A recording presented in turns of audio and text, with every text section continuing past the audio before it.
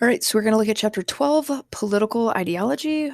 What we're really looking at is how beliefs shape our choices. Okay.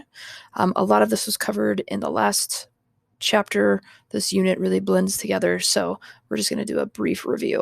All right, so let's look at party ideology. So basically, this, remember, is your philosophy about the role of government and its positions on major issues. Okay. So there's the conservatism and then there's liberalism. All right. Both of these, when they look at the role that they want government to play in the economy or in social issues, conservatism wants less government interaction, whereas liberalism tends to want more government action.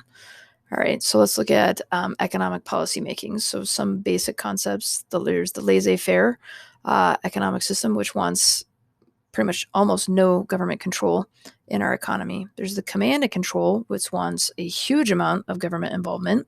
And then there's the mixed economy, which really leaves government as overseeing and regulating the economy and businesses, but most of everything else is left up to businesses and consumers. We are a mixed economy, but conservatism and liberalism feel differently about how much government regulation there should be on businesses and the market.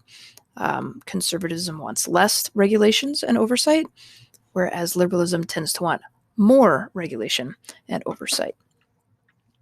So looking at the monetary policy, this is the idea that determines money in the economy and the amount of credit available to people and businesses.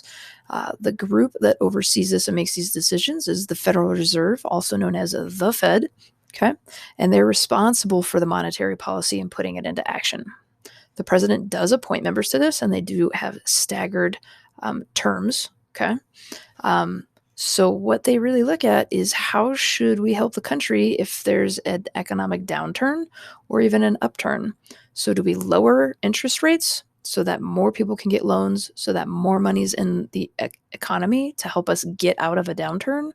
Or are we in the midst of an upturn where we want to increase the credit rates and the interest rates, okay, so we can kind of oversee and limit the amount of money flooding into the economy, okay?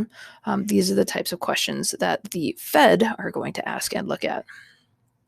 So when we look at social policy, all right, inside of our political ideology, okay, we're really looking at entitlement programs, the things like Medicare, Medicaid, Social Security, welfare, healthcare, etc.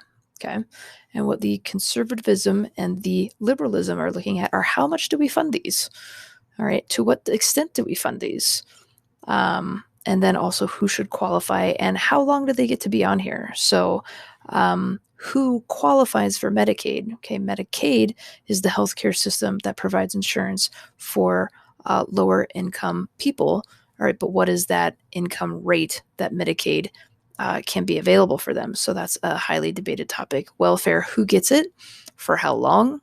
All right, what do they have to do in a certain time period before they possibly risk losing it? Healthcare, how much healthcare? How open is the healthcare?